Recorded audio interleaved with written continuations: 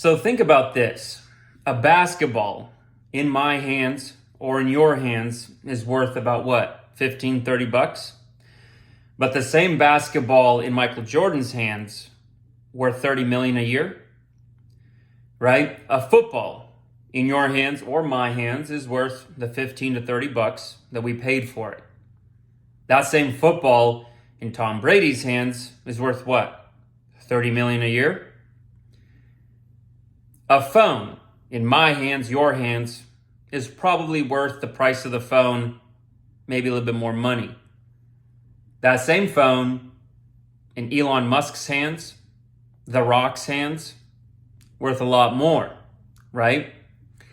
It's because of what they can do with the same tool or resource compared to you or me. It's not about the tool or the resource in and of itself. It's about the person, the player who's using that resource. To say this differently, from a different perspective, and you've probably heard this analogy before too, there's somebody out there that could be holding the same cards, metaphorically, that you're holding right now in life, in your current circumstance, that would play them a lot differently and better. Now, I'm not saying that as a statement of judgment or condescension.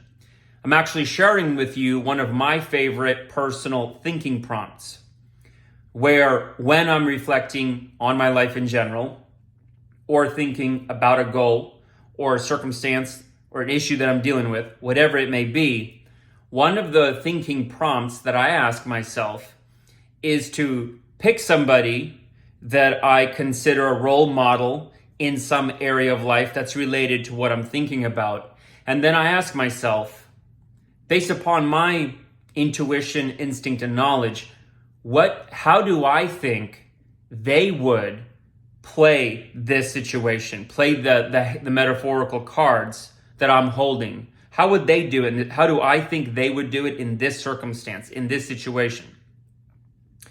For me, it's a really effective question for getting out of my head and zooming out from the tree so that I can see the forest, right? And get some perspective on what it is that I'm dealing with, get perspective on my own thinking, and get perspective on the action that I'm going to take. This also, to me, illustrates an issue that I hear so often that I think is grossly mistaken. That is this: people talking about how all courses are scams or all life coaches are scams, etc. Look, two people can take the same course. One can succeed wildly with it, and the other one can do nothing with it. Both can blame the course. I've seen it happen all the time. In a whole different niche that's very businessy and tactical, one of the things that I sell are courses. So I see people go through a fraction of my course and succeed to the tune of adding 6 figures per year in revenue. I see other people retake my same course 3 times and then say it doesn't work, there's too many issues.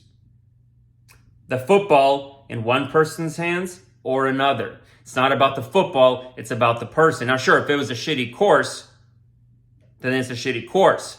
But what I can tell you is, by and large, in my experience and from my perspective, there's a lot more shitty course takers than there are shitty courses. So if you ever went through one shitty course, chances are you might actually be a shitty course taker. And if you're not, and it happened to be a shitty course, dumb luck, it's part of life, right? It's like sometimes you might buy a football or a basketball that didn't go through a good quality control inspection, and it's a dud. You should go buy another basketball and another football. Do you understand what I'm saying? But we seem to have this culture currently where we blame the footballs and the basketballs for not going through the net or for not landing in the hands of a wide receiver to get in the end zone, metaphorically speaking. It ain't the football, it ain't the basketball, it ain't the laptop, it ain't the phone, and it ain't the course.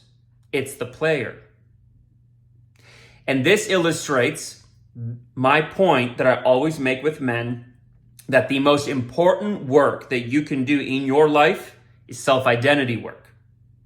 because everything is downstream from your self-identity.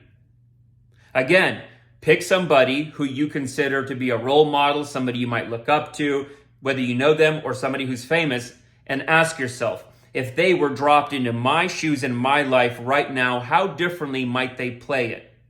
How do I think they would make their moves? Holding the same cards I'm holding right now.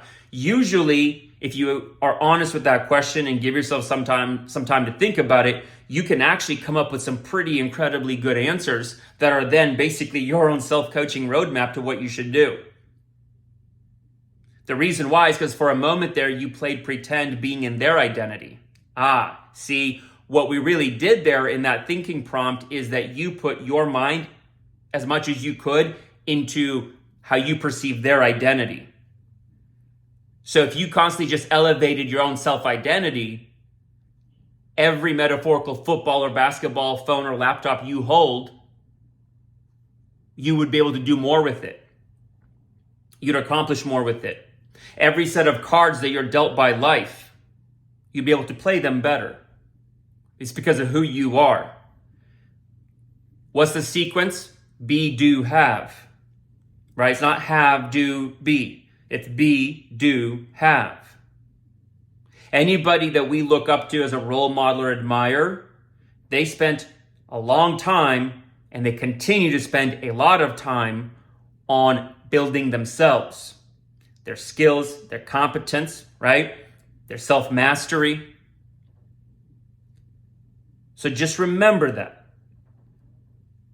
That it's more about you and your self-identity than it's ever been about any course, guru, podcast, book, topic, whatever, right? How many people have I seen go to a Tony Robbins event, come back? Some dramatically change their life and level up. Others keeps on being the same thing. Same event. The same information was shared with everybody. Do you get what I'm saying? So, I shared this with you as a thinking prompt for yourself that I found to be very effective for me in terms of a framework of how to analyze and reflect on lack of success in my past, mistakes in my past, current challenges, circumstances, and things I might be dealing with now, and the future that I say I want to get to. It's about you.